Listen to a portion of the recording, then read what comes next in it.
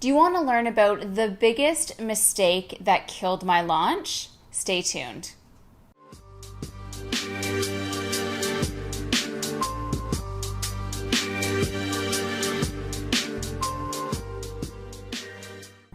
So the reason why I did the launch is I wrote it down in my 90-day goals. I had just finished coming off of 2 very successful launches into my next level program.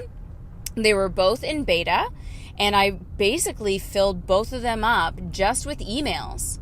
So I figured with this launch being the 3rd time around, if I stepped it up with webinars and Facebook ads and doing all of the graphics and sending out all of the emails, that I was sure to get 40 members. That was kind of like my amazing goal, was 40 members joining the next level program.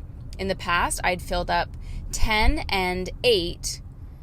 And this time I was like, well, if I step up the performance and all of the front end stuff, then there's no reason why I couldn't just hit this out of the park.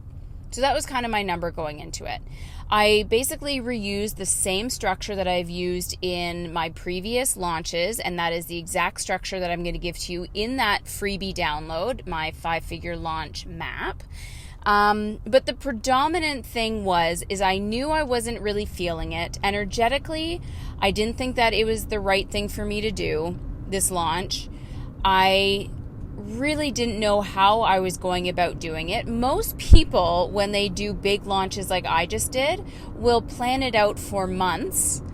Me being the type of entrepreneur that I am, I was just like, oh, I'll just wing it. So in 2 weeks, I decided I was going to do it because I wrote it down and I wanted to be integral to myself, which is a big, what would the word be? Sort of like a big part of our manifesto in the next level program. And I said, okay, well, I wrote down that I was going to do it. I wanted to start by getting testimonials from all of the next level 2 members, which I did, most of them in video, just like I had done in the first round. So I just thought I had all of the pieces that I needed to have a massive launch. Like, I really saw myself at the end of the whole thing just crushing it with 40 people in my group and all that revenue in my bank account, and feeling like I would be in a really sweet spot when it comes to where my business was at. And that was really going to help me bring me to my goals of making 6 figures online this year. So I had the emails written. I updated the copy with new copy that I thought was really tapping into what the person needed. I used a lot of the emails previously that I had used with my other next level launches. And again, remember, I filled those up just with emails. So I thought this was going to be a surefire hit. I created a sales page, which I had not even created for the other one. So I actually spent the time and put all the testimonials on there, put all the social proof on there, put a ton of social proof into the webinar itself, recreated the webinar slide deck so that it flowed all promoting successes that the students had had. Again, I thought I did everything correctly. People signed up relatively well. And here's my first mistake. And this is the first mistake that I think a lot of people are making, is I didn't know what I wanted my webinar to stand for. And that was really the tipping point to why the whole launch fell apart in my mind. Is I said, well, you know what? What's something unique that people want? I even posted on social media thinking I was going to do it more about time management and how I could save you time when it comes to getting things done in your business. But then I figured, well, that's not really what the program is selling.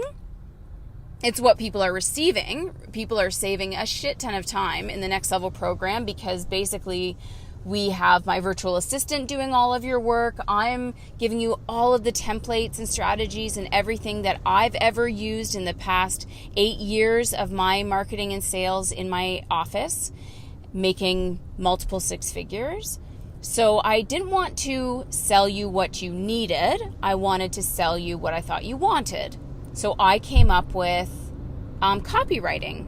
And proper messaging so that on the front end you could attract more patients. This did not resonate well with most people.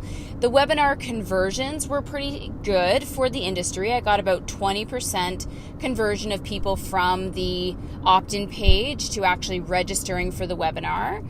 My show-up rates were anywhere between, let's say, 20 and 40%, which was pretty good.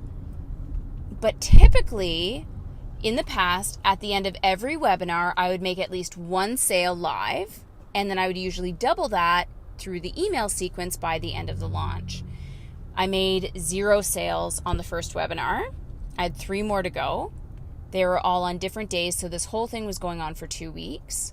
I did another webinar at the end of the week, made 0 sales. No sales came off of the live webinars. And that was my first sign that something was definitely amiss. I was missing something in my messaging. I was missing something in promoting the program and showing the value of the program.